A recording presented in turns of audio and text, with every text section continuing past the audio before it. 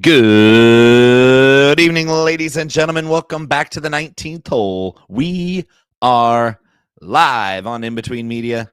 Make sure you like this video, subscribe to the whole damn channel, and you might as well jingle that bell for notifications to catch every single episode on the channel. We do sports, we do lifestyle, everything in between. It is in between. We are going back to Torrey Pines because one time just isn't good enough. Torrey Pines South, one of the greatest golf courses on planet Earth, down in La Jolla, California. Unfortunately, the Genesis could not be held at Pacific Palisades Riviera Country Club because of the recent wildfires. That's okay. We're going to hit La Jolla again. Tough Torrey Pines South for the Genesis. It's a limited field event, elevated purse, no cut. We're going to make some big money right after this.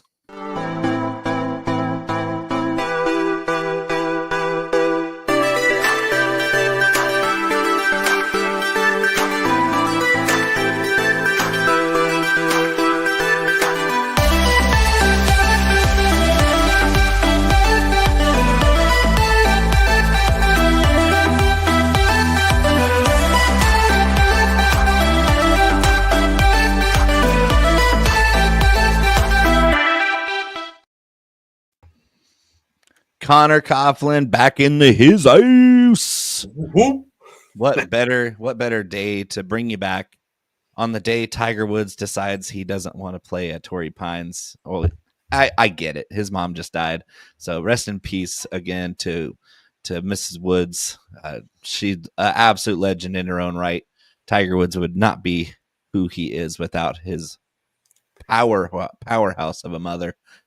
Conor, welcome back. You sound healthier. You look still ugly, but better. Well, I mean, I personally think I look better, but I've been having to stare at my ugly ass for weeks. So, no, it's good to be back. Hopefully this insane 8-week run of sickness and otherwise tumultuous year will subside a little bit. I mean, good Christ, dude! I've had every virus known to man. Yeah, well, the good news is you shouldn't hold your breath that it's going to get better. This is 2025, my friend. Well, at this point, I got to be immune to everything. I mean, you probably are at this point. And that's not going to change now that you have a young child, because as soon as they start preschool, you're going to catch it all over again. I can't wait. I mean, seriously, he's been in daycare like a month, and I've gotten, four things the government knows about and a couple they don't, apparently. So, Rose Miller in the house. Nice jewelry. Tim Burke waiting for the hat. We're just a short, full show away from the hat pick. The hat's here. I didn't forget our fearless leader, Seth Woolcock, shouting out Rose in the chat. And Tim. Seth is getting after it. Pitter patter, let's get at her, Seth. He thinks it's Rory week. I tend to agree with him most times, because especially at Torrey Pines, where did you see Ben Griffin throwing the max fly into the rough? Dude, that's wild. Better be hitting the fairway this week, because Kikuyu rough is not nice. No, I'm with Seth. Seth's just here to make sure I don't screw up the banners. Let's be honest. Oh, that's just inevitable, though. All right. Well, on today's show, we're going to go through the news in the world of golf on the news Niblick. We're going to hit the course notes, very similar to 3 weeks ago at Torrey Pines South with caddy notes. That'll be your baby. And of course, we're going to bet on golf with Club Twirls. It's going to be a great show. The Genesis is a great tournament, whether it's at Pacific Palisades or at Torrey Pines. We're happy that this is an elevated event with all the best golfers who qualified here. Again, like and subscribe. This YouTube channel is as good as it gets and growing ever faster.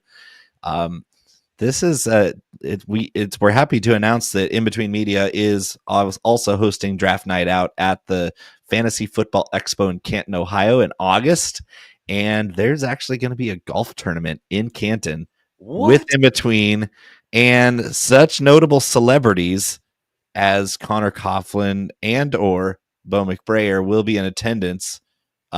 Maybe we'll set up. I don't know if we're going to have time to play 18, but I'm at least going to set myself up on the driving range and be the golf ball whacker guy that challenges people to long drives.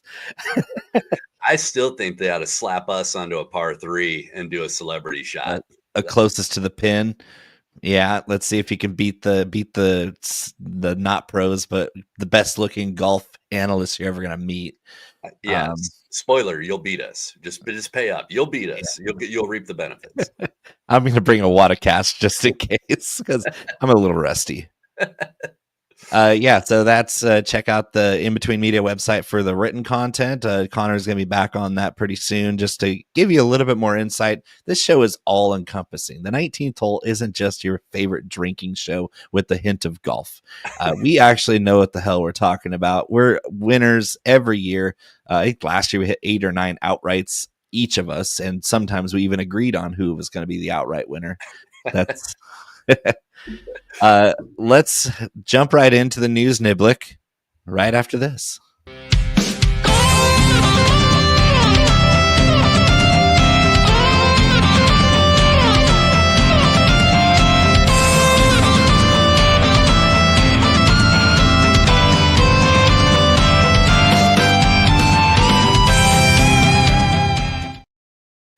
I think it's important to call out, like, there's some subtleties in our new drops. That is the dash cam of Tiger Woods getting arrested. I know. Isn't that great? He doesn't seem to be sporting any Elin bruises at the time, though. Hard to tell from that angle. Yeah, he looked trashed, though. Top of the news. How about the belching Belgian himself? Actually, he looks like he's in incredible shape. Great family man. Got the 2 young kids, beautiful wife, beautiful family. Thomas Detry runs away with the WM Phoenix Open with 66, 65, 65, 64. His worst round was 5 under par. And just when you thought that the field would catch up to him, this guy just kept putting the metal down even farther. He had a 6 gear where he's making birdies on holes that nobody was hitting it close on. In fact, his closing tee shot approach on the 16th stadium hole on Sunday to 2 feet when nobody was really holding the back of that green, because if you land it hole high, it bounds over the green. It rolls off, and then you got to have a short-sided tight lie. And he landed it in the perfect spot with a very high lofted 7-iron, landed soft, spun a little bit, stuck it to 2 feet, dagger in the heart of everybody else who thought they had a prayer. And he runs away, wins by 7 shots, 5 shots. It just obliterated the field. 25 under par. I thought it'd be 21 under par. This guy's incredible. We're talking a level of dialed in that we haven't seen in a really long time. It was shades of Rory at Pebble Beach 2 weeks ago with how dominant Thomas Detry was at TPC Scottsdale. Give me your breakdown of what you saw from Thomas Detry and how he was just better than everybody else and also more handsome. Yeah, I mean, Thomas Detry was nowhere near a bet in my world. Me neither. I mean, coming off of a really staggering 48th place finish at Pebble. I mean, I just, he came out of nowhere. I will say, like, what's amazing is you actually go and look at the strokes gain metrics that he put up in Phoenix. And I mean, 11.2 strokes tee to green. He gained 7 on approach. He gained almost 8.5 strokes putting. I mean, literally just made everything he looked at. Mm-hmm. And it's not that like the putting is abnormal for Detry, but the rest of it is just kind of otherworldly. Like, this is a guy that on average is losing strokes on approach week on week. So hats off to him. He really ran away with it. He played excellent golf. I mean, there's just not a lot you can say. He opened with 90-1 odds to win outright. Obviously, everybody in any PGA Tour field can get as hot as he did. It's just the consistency. We haven't seen that consistency from Thomas Detry, even though every single player on the PGA Tour is good enough to do what he just did. And this was just his week. Like, we're talking as locked in as I've ever seen a golfer on a golf course, where everybody, like Scotty Scheffler's in this field, chasing him down on Sundays. Didn't blink. Not only did he not blink, he peeled out and threw gravel in the face of everybody in his exhaust fumes. We're talking domination, where all the pressure, all the eyeballs were on him on Sunday to lose that 5-shot lead after 54 holes. And not only did he not lose it, he extended it. That's impressive. Props to the Belgian. Didn't waffle. Like my blurb, that's pretty good. That's pretty good. I'm impressed with you. I'm always impressed. I mean, I think we got to take 1 second though and just call out like Grillo's hole-in-one on 16. That got me emotional because I was watching it live on TV.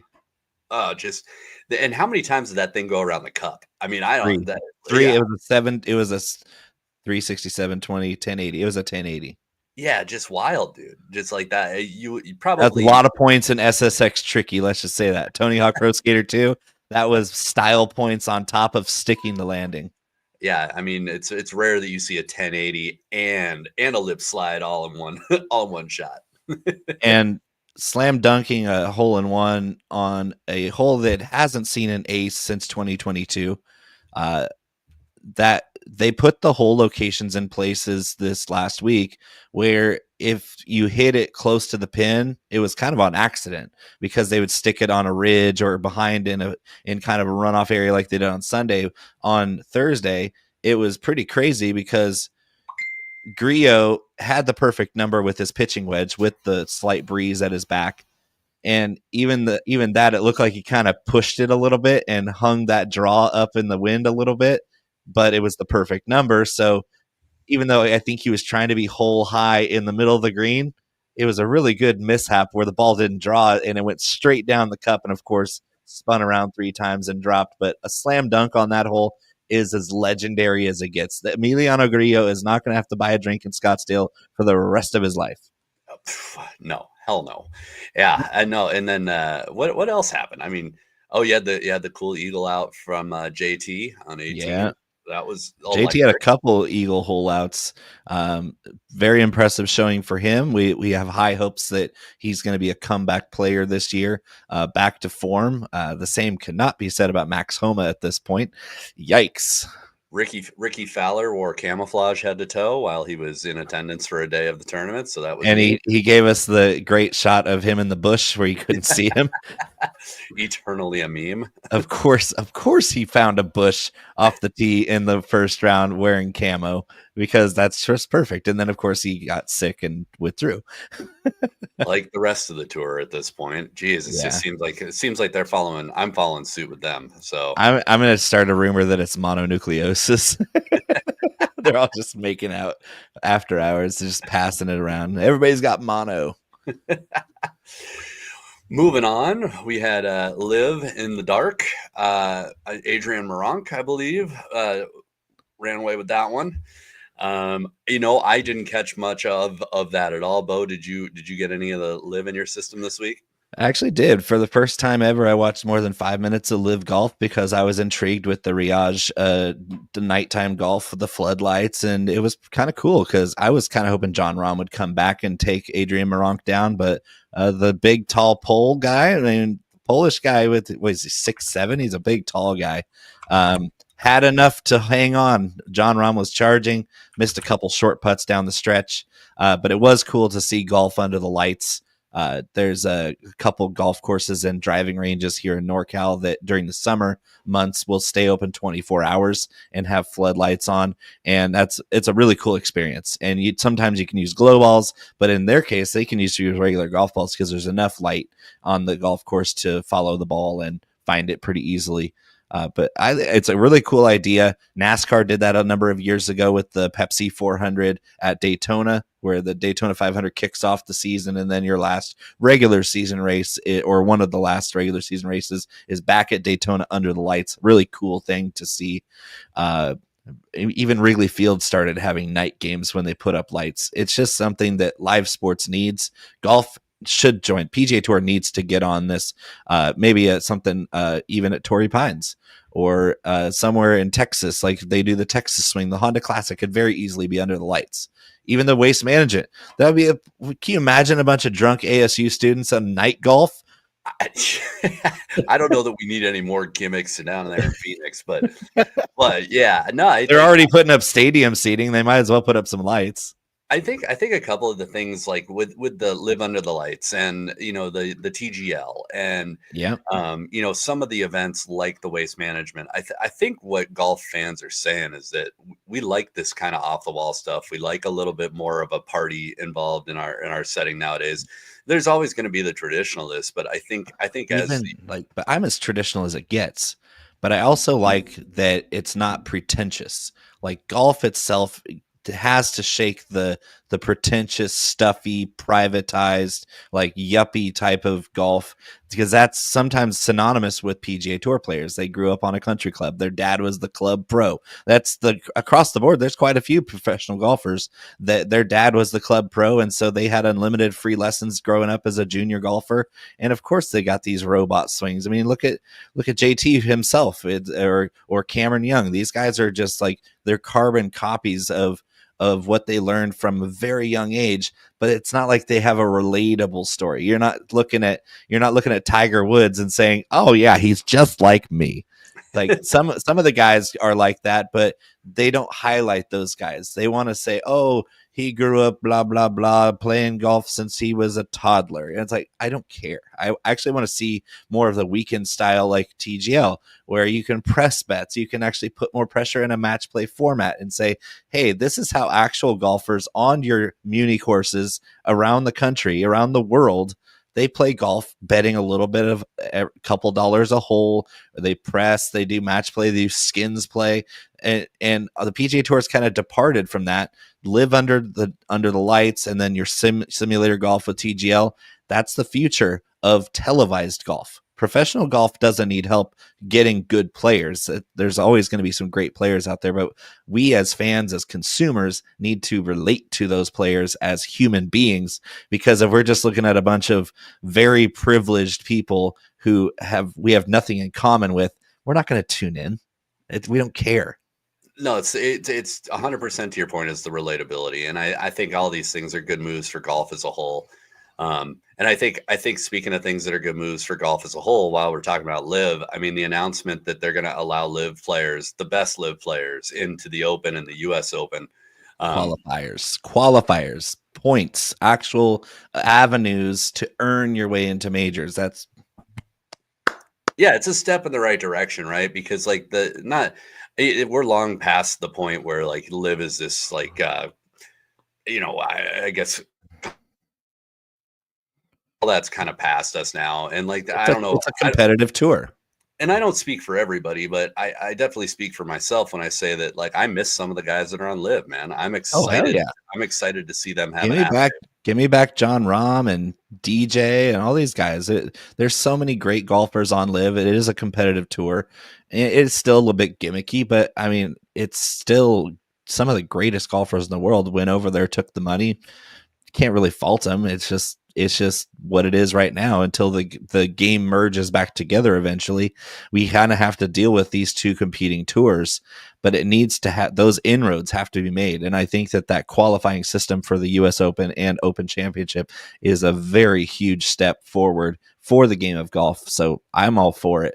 And it gets more of those guys who are good enough back in the majors, instead of just getting your weird like 140th qualifier from the PGA Tour in majors and they're missing the cut by 5 shots. It's just, we don't want to see that as much. So that brings us to our last little bit of news this week. We're head back to Torrey Pines, which we talked about. Normally your Genesis is going to be down at Riviera, but obviously with all the wildfires in Los Angeles, we've had a change of venue. We're going to talk more about the course here in a minute, but I think there's been some social media showing, like Bo mentioned, the conditions that we're going to see at Torrey this week are a lot different than they were a few weeks ago. Carnage. Famously, at this point, Ben Griffin dropping his ball into the rough and just watching it disappear. And we're talking about like from knee height, the ball absolutely vanished. Yeah, you can only see it from directly above. So I think we're in for a wild ride this week, and we'll talk more about it. But the weather I think is going to creep into play here. I think we're gonna have a lot of carnage, and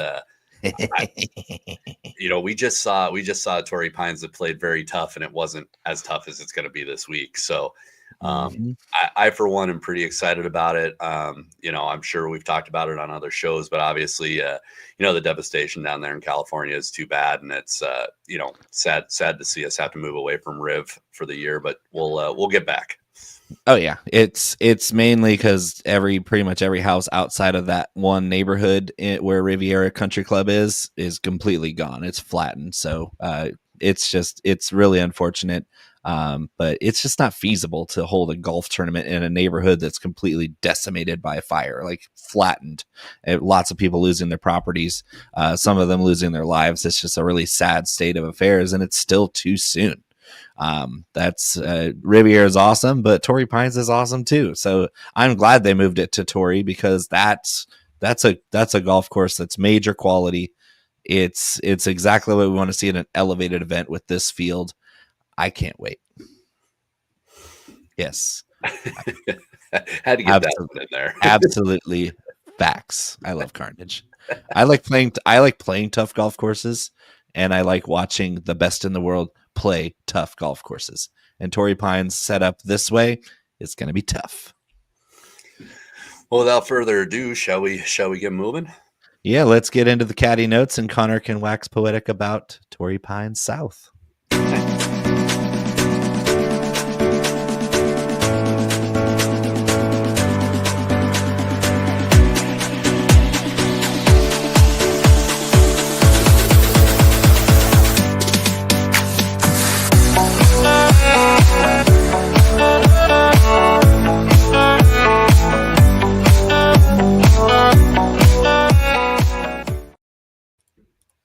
Take it away, Conor.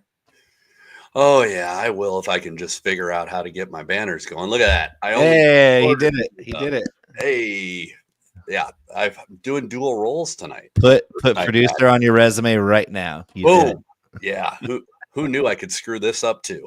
All right. Well, I knew very very confidently.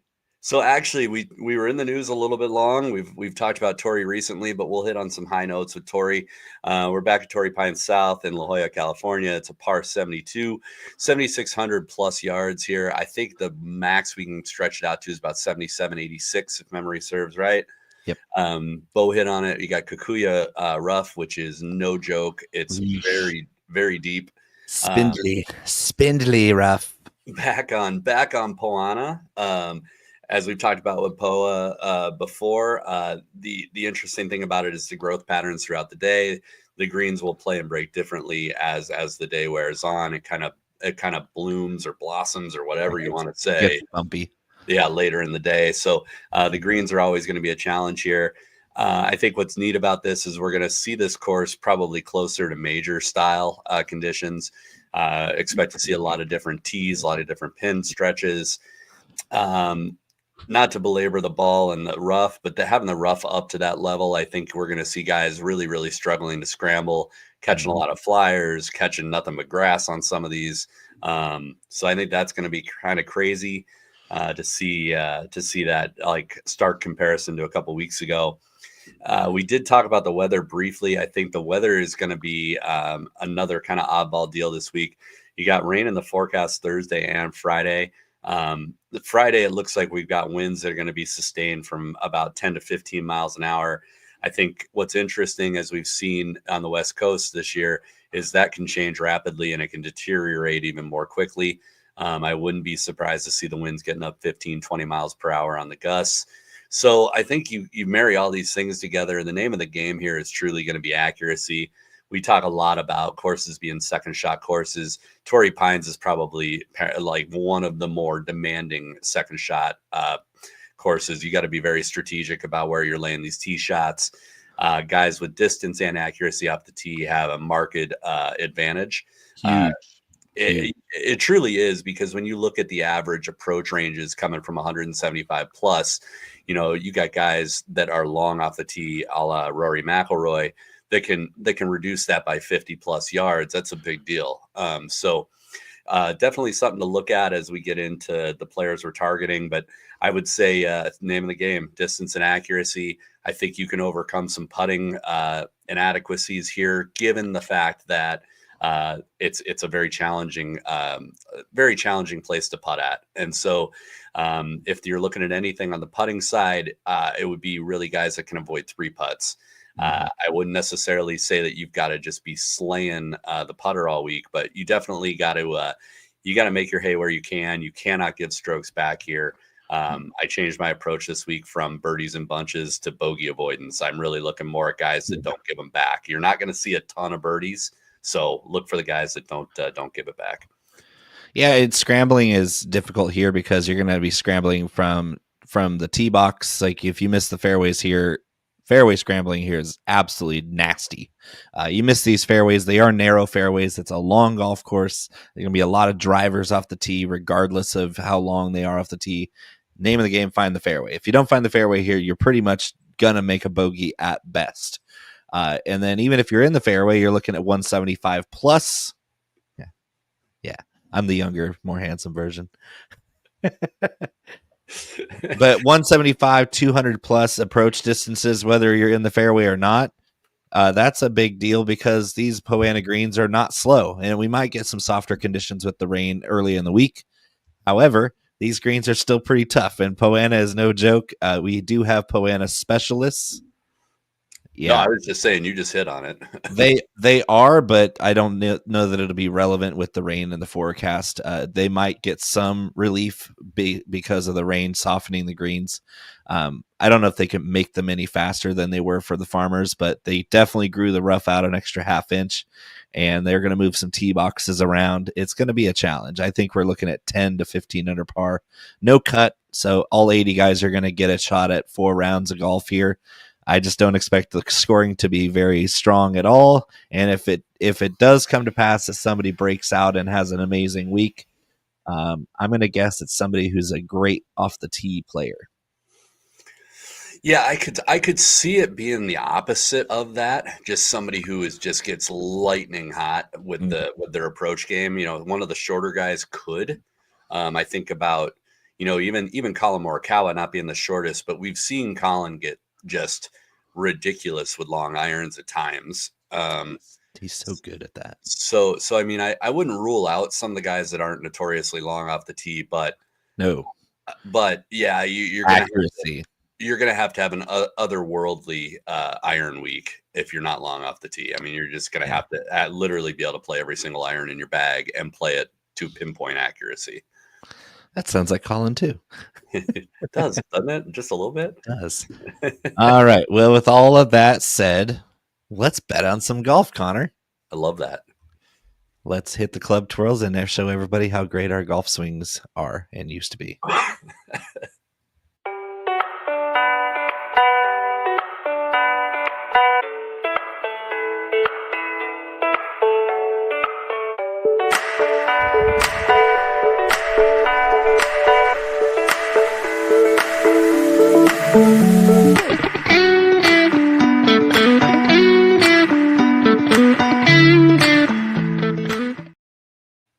This is Club Twirls, and as I just love how the guitar riff hits right as I'm twirling it into my holster like Chi-Chi Rodriguez.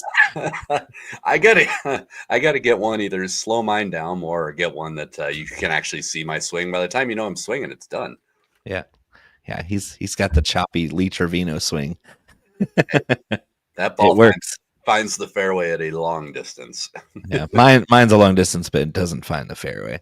I get by with an immaculate wedge and short game. No, I'm full of shit. Anybody who's played with me would tell you that I snap hook more than anything, but get a little fast, a little quick. All right, Club Twirls is where we bet on golf. We use DraftKings Sportsbooks for all our odds as of right now. I got it pulled up. Top of the board, some guy named Scott Scheffler from Dallas, Texas. Plus 350, plus 400, depending on where you're looking. DraftKings, I think, has them at plus 280 right now. Gross. Scotty Scheffler, very good off the tee. Not as great lately, but the best iron player in the world, and has a really sporty short game, and his putting is awful, but he seems to get by just fine with an awful putting stroke. I think it's more of his green reading. He's not very good at reading greens, and he doesn't let Ted help him. I think you should let Ted help you read greens, Scotty, because you're not very good at it. Yeah, I think so. There's a couple things that Scotty. I mean, I won't be betting him at that number. But I'm not even live betting him this week. honestly, if I can find a good number on like somewhere on him finishing outside of like top 10, outside of top 20, something like that, I might even look into it. Yeah. I like. There's just a few things with Scotty. I attitudinally, and I know we can't measure strokes gained attitude, but he's moping around like a baby. I was watching him in Phoenix, and it's just kind of Whacked like his golf bag. I did that one time and snapped my 9-iron. there's just something off with him, and I don't know if it's still the hand. I don't know if they're downplaying how bad that was. I don't really I'd know. be frustrated if I was trying to cut a ravioli with the wine glass too. It's got to be a bitch cutting your hand on Chef Boyardee. I mean, I haven't done that since I was like 8, 9. So I mean, that's tough. It's tough living. Yeah, that's 400 right now, Scotty Scheffler. That's way too short. Yeah, he doesn't putt well. He doesn't look like he's all there. I'm just gonna hold off on Scotty for a few weeks. Like and if I take a bath, I do. It is what it is. Yeah, if we all take a bath on Scotty, it's because he's the best guy in the world. Yeah, Weird. I don't know, but I'd say buyer beware on Scotty till we see a little better. Number 2 in the world is number 2 in my model and number 2 on the DraftKings odds book, and that And is number 1 in my heart. Yes, and the love child of Conor Coughlin, Rory McIlroy, somebody from Northern Ireland, Hollywood, Northern Ireland. He's the longest hitter in this field, longest hitter on tour. He's also really accurate off the tee. Whether or not we see the approach game we saw at Pebble Beach 2 weeks ago, that is the key to Rory winning this thing. Plus 700 when he opened. He's already betted down to plus 650 on DraftKings. I'm intrigued because of how well he rates out on a golf course that is going to demand his tee to green game. What worries me about Rory is if his approach game starts to fizzle out compared to 2 weeks ago, then he doesn't have the putting stroke to make up for it. Off the tee, he's as good as it gets. I just wonder about the rest of his game. But as a grinder, there's hardly anybody better in the world at grinding than Rory McIlroy, especially on a course where he has a huge advantage off the tee. Yeah, so I'm all in on Rory this week. I'll take, big shocker. look, here's the thing. Like I was watching Rory at Pebble, and I said, "Well, Rory's out here putting the tour on notice." Rory learned how to hit a pitching wedge. Holy crap! Yeah, and I mean, I'll go and rant a little more in coming shows, but I mean, I'm betting Rory for anything that I can bet Rory on future wise right now. Like he just looked like the vintage Rory, and so anytime that Rory's in that mode, like I say, ride it until he bucks you, and so I'll be right back in on him when he's teeing it up. And if you look at what you just mentioned, what's interesting with Rory is that putter has actually been really, really good the last 3 starts. And I know that bridges back to last season. That's fine, whatever. But when you look at what he did at Pebble, I mean, he gained 4.3 strokes putting, and his tour championship performance wasn't too far off of that at 3.5 strokes putting. So I will say that recently Rory's got a putter. He learned how to chip, which I think is a critical part for his game. And then you couple the accuracy and distance off the tee, like you talked about, Bo. I mean, this is a guy that when he's on fire, like he was in Pebble, I mean, he's gaining 7+ strokes off the tee every week. You can't not pay attention to it. And I like him from a little bit longer distance too, like on some of these approaches where he's got to back it off a little bit. Again, I like him with a wood in his hand if he's got to take some distance off the tee. There. Yeah, well, hey, I mean, we did mention how much I love Rory. We know, but I truly, this is Rory's year, and I know I didn't say that last year, so you can't say I'm a complete homer. But I love Rory and everything he's about to do this year. So get in, buy early, buy a lot. Where I feel Rory's odds are a little short, but I still like him. I absolutely am in love with the trend in Colin Morikawa's odds. And yeah, I agree. Rory probably will have a historic season since he learned how to putt on Poana at Pebble Beach. That was impressive. And lo and behold, we have Poana greens here, but nobody plays Poana better on tour than Colin Morikawa. Not a soul. And we're talking one of the most accurate drivers of the golf ball. He has decent distance. He's in my kind of middle of the pack distance wise. The most accurate driver of the golf ball. The best long iron player in the world. Colin Morikawa is a very mediocre putting week away from boat racing this field. And at 16-1, opened at 14-1. Somehow I didn't steam him up enough on the Betting Pros PGA podcast because he's gone to 16-1, and I'm doubling down. Colin Morikawa is going to win this damn thing. So I'm not as high on Colin here. I think I like the number on Colin. I'm most likely I will have him on my card too because of what I mentioned a few minutes ago. I think what we could get out of Colin Morikawa is that pinpoint longer iron play. I think to your point, West Coast swing, I like Colin a lot too. So I think there's some situations where it sets up really nice for Colin, but there are some red flags with him. He's not always the best around the green. He's not always the best with the wedges. He's not always the best at putting. And you add into account that he's not short, but he's not exactly long. So I again with Colin Morikawa, I just think we'll know on the first day. If he's striping the longer irons, then you got to watch out. And so for me, I'll probably bet him out right now while there's a decent number on him. And I may look to do what you did, double down, but I may wait and see if I get an even better number, live after a few holes, something like that. So yeah, I'm going to ladder him right now. 16-1 outright, plus 260 top 5, plus 125 top 10. Lock it in. I'm laddering Colin Morikawa, and I don't care who knows it because last time I laddered him, I believe I won all 3. This guy's good. He's really, really, really good. And getting 16-1 odds on that guy is insanity. Who else do you like? Anybody else in this top tier? I don't like anybody else. No, I don't either. I like what I'm starting to see out of Justin Thomas. I just don't 18-1. Yeah, we're getting awfully short for Justin Thomas, and Justin Thomas is one snap hook away from being in his head again. So I'm cautious with him. I will bet him plenty this season. I can tell you that watching how he's playing. Yeah. He's looking good. Another guy who looks good here is Hideki Matsuyama.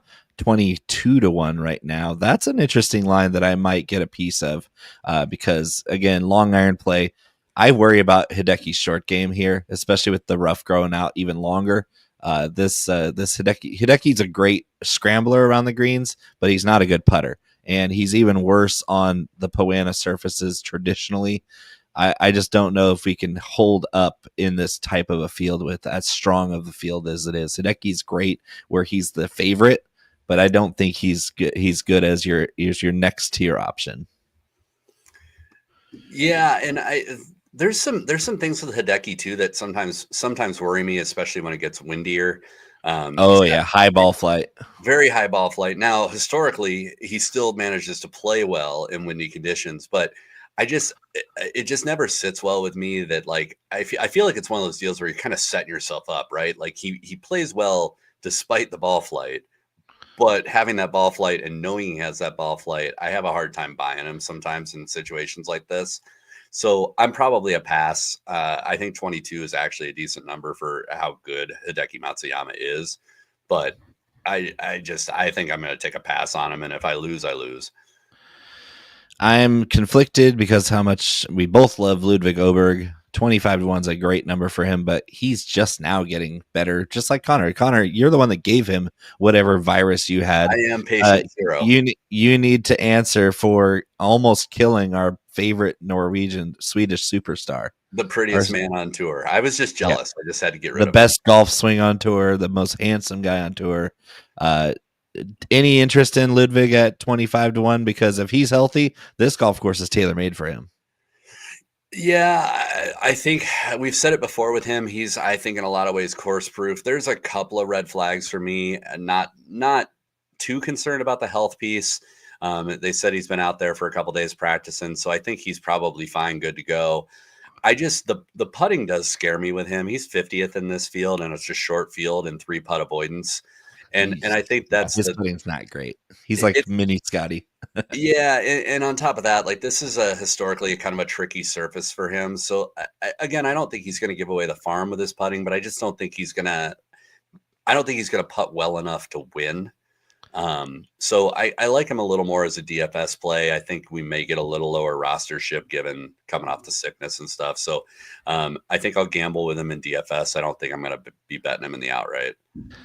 All right, so I got a little bit of a bone to pick with you because we have very similar models, and I'm put two different guys on my card at the same odds as you, even though they look like they're both in the same tier of betting. So I want you to explain why you're playing Tommy Fleetwood and Shane Lowry instead of Willie Zalatoris and Tony Finau. They're in the same tier.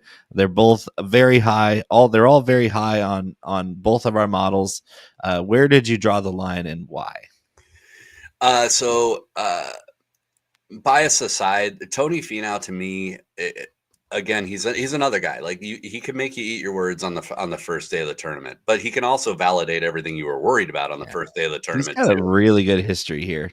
He, Really good. He does, but I just haven't seen it recently. Like I think you see glimmers of like Tony Finau, but I just haven't seen enough of it to bet him against these other guys you named. Willie Z, I was a lot closer on pulling the trigger, but ultimately with Tommy Fleetwood, what I like is I think Tommy Fleetwood is probably going to get a win or two this year. I think This will be his first.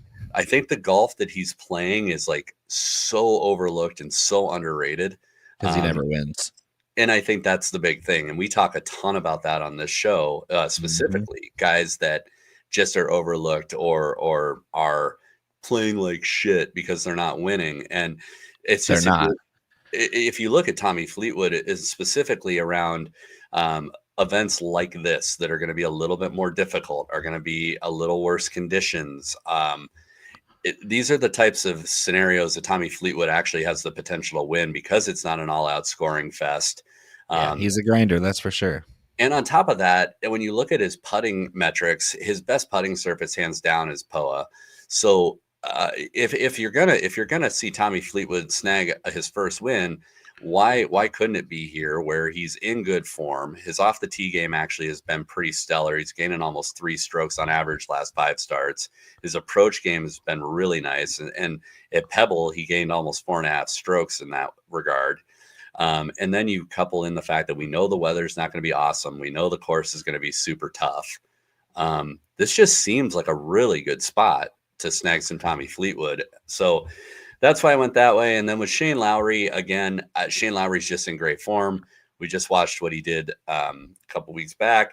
And on top of that, again, it's another guy that I like if the weather and the conditions do change. And oh my God.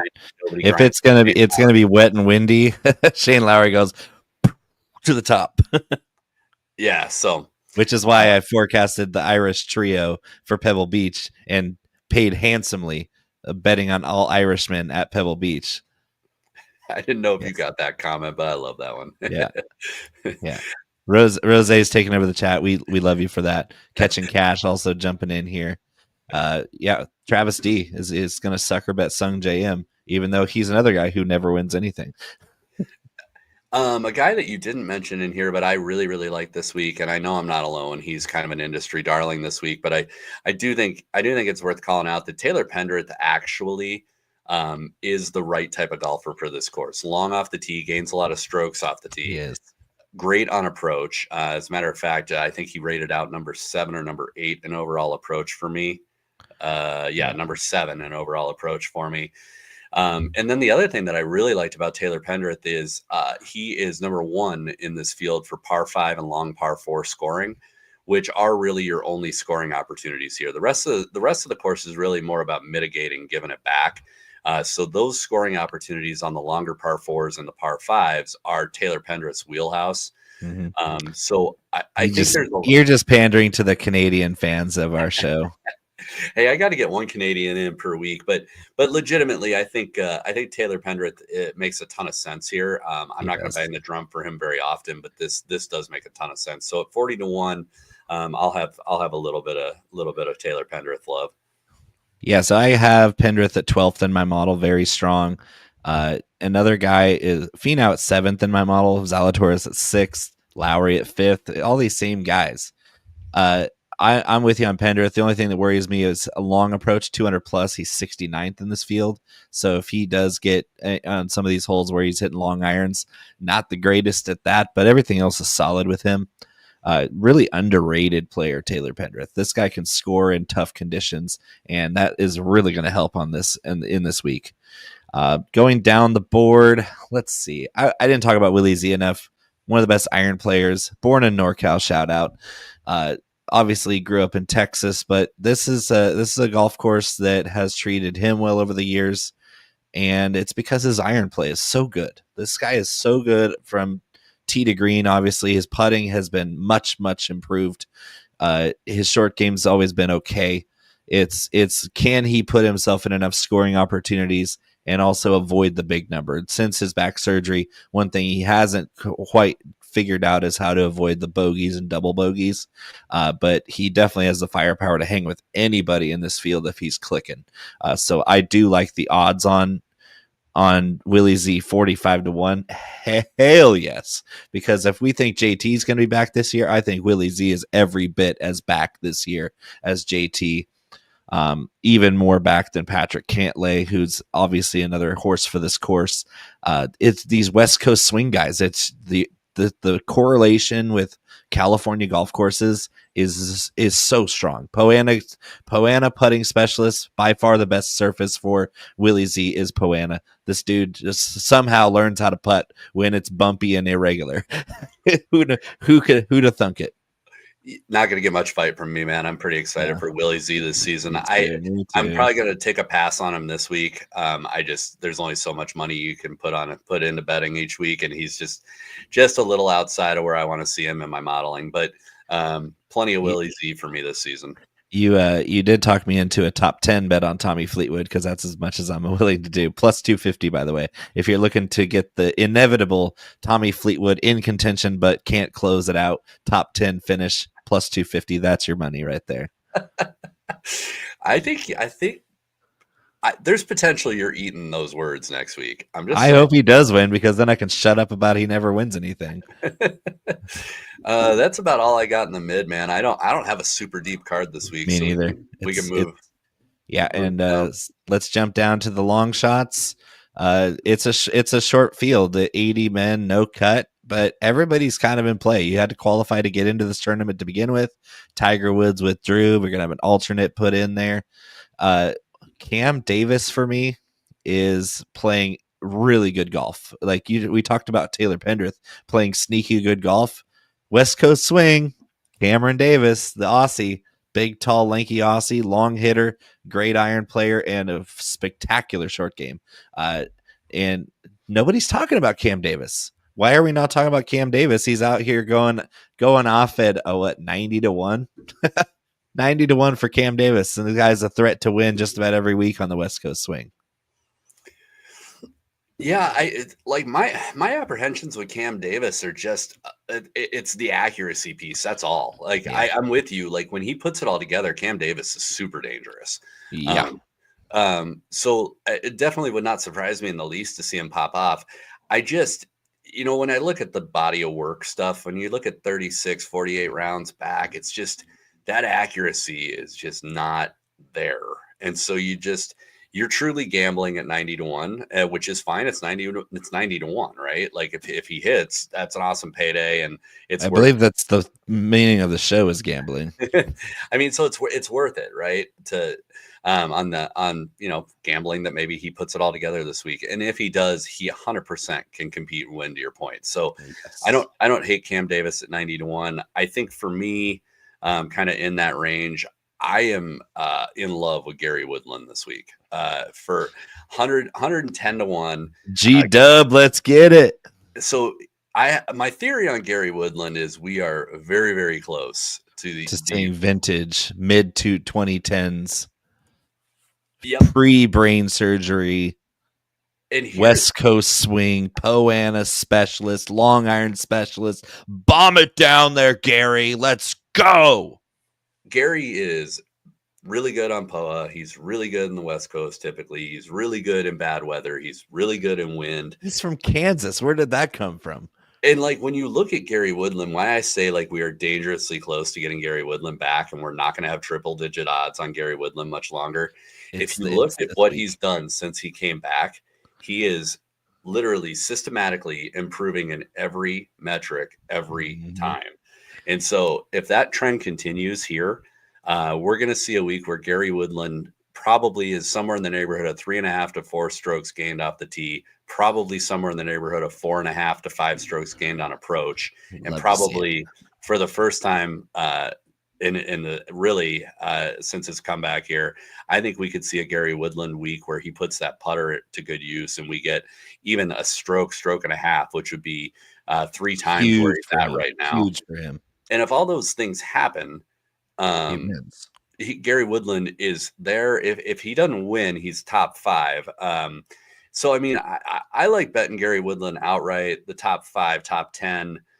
Even if you don't want to bet top 5 or outright, like you can get top 20 on Gary Woodland at plus 230. I love that. Oh yeah. So like Gary Woodland to me, I think in a lot of ways this is a misprice. I just think that we're ahead of the books. Like I think we caught him sleeping a little. They're not seeing the trend that Gary Woodland's on. Yeah. So 11th in birdies are better gained. 6th in par 4s of the distance that we're going to see the most commonly. Number 4 in both proximity 200 plus and approach, strokes gains on approach, and 3rd in driving distance because he hits the shit out of the ball. Gary Woodland, West Coast swing, filter for POA. He's still in the bottom half putting, but it's better than the other surfaces, maybe except for Bermuda. But Gary is not the best putter, but everywhere else, this dude's nails. And last year was him coming back from brain surgery, getting back into the swing of things. This year we get old Gary back, and it's going to be beautiful. Yeah, I love that this week. I hope it comes to fruition more than anything. Gary Woodland, just all around good dude. I want to see it so bad. I was gonna shout out Steven Jaeger Bombs. He's a very similar type player to Gary Woodland, but trending kind of the opposite direction. So I probably take a stab at his top 20 line because it's really juicy. But if I'm going to be laddering the top 5, top 10, top 20, I'm probably going to do Gary Woodland because, as you know, we both love Gary Woodland. The only other one I got, man, is just a flyer. Just a Seamus Power popped in a couple of things, 150 to 1. If it's not Irish, it's crap. Yeah, and again, just a guy that might be able to grind McBrayer it out. and Coughlin calling out the Irishman here. That's the last. We got Shane Lowry and Rory McIlroy and Seamus Power, and we're gonna find another Irish golfer to throw out there in case it gets windy. The Seamus Power is strictly my I've done dumber shit with $5. For sure, because not a long hitter. His calling card is he makes everything on the greens. He's a great putter, and he's really a short course specialist, which is why he always shows up at Pebble Beach. So yeah, you're pretty dumb for betting that, but I could see it. Seamus is rolling the ball right now. He's playing really well. Yeah. Other than that, I don't have any more long shots. You? Nope. I'm sticking with the base. I'll throw out one bonus. It's in my article. It'll come out tomorrow, but I did want to call this one out. Rory McIlroy, wire to wire, is 40 to 1 right now over at. Oh damn. So 40 first round leader and onward. That's I think actually not the dumbest bet you could make. If you think Rory's going to win, I go throw a couple bucks at that 40 to 1 that he runs at wire to wire. It's a decent line. It's pretty good. What's the winning score going to be? That I'm not sure. I would guess I think somebody's going to get around 12. Yeah, I'm in the same range. I, of course, have Colin Morikawa at 13 under par. I think the wind stays down.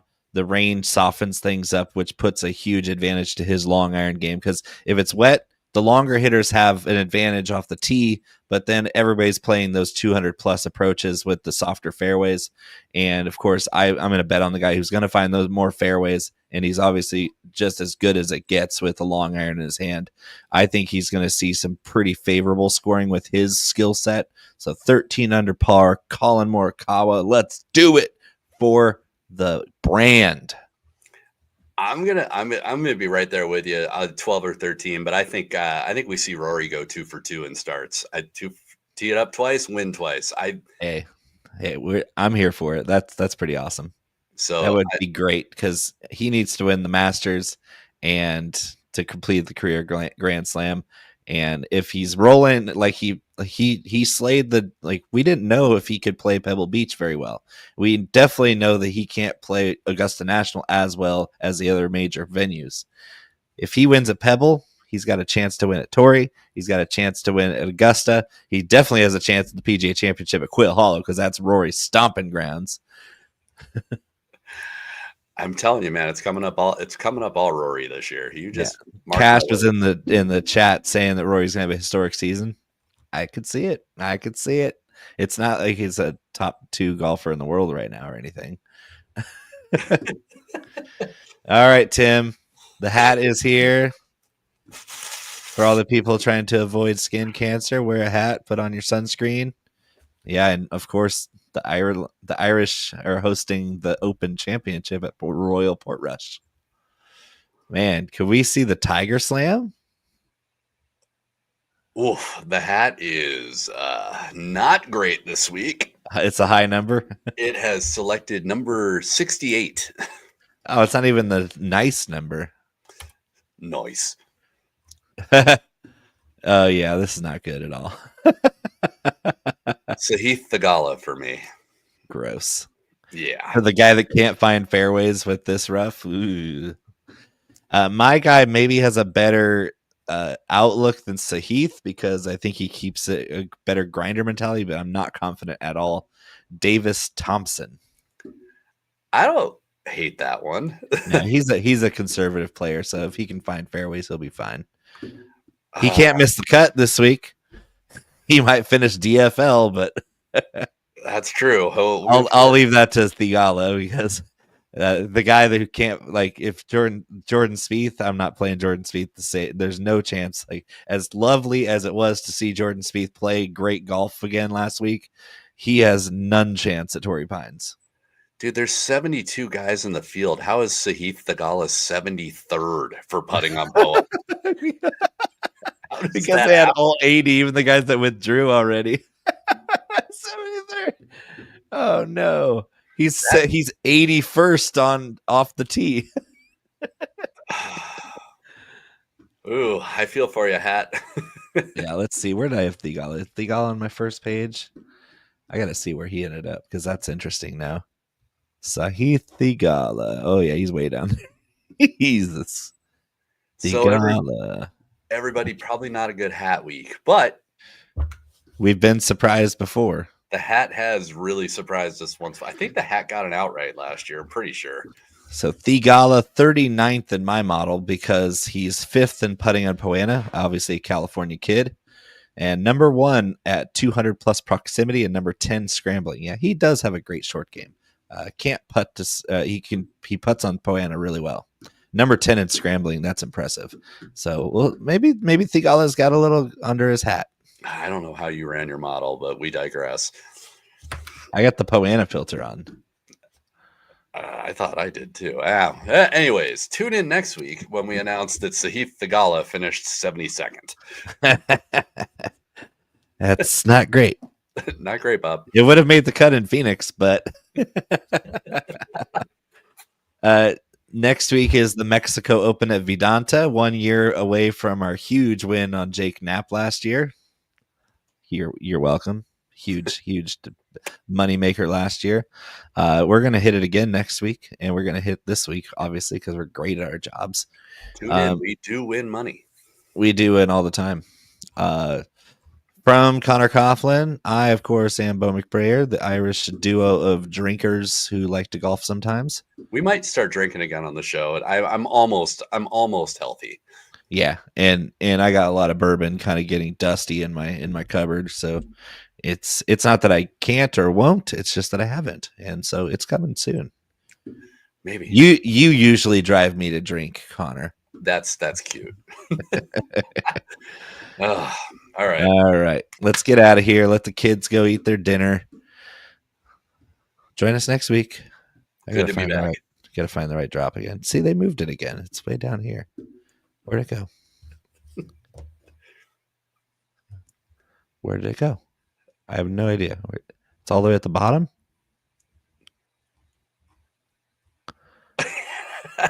It was right here, and now it's gone. Everybody hang tight. This is going to be the best drop you've ever seen. It's like 7 seconds long, and it's nowhere to be found. I'm going all the way down to the bottom. It's not there. Just beatbox us out.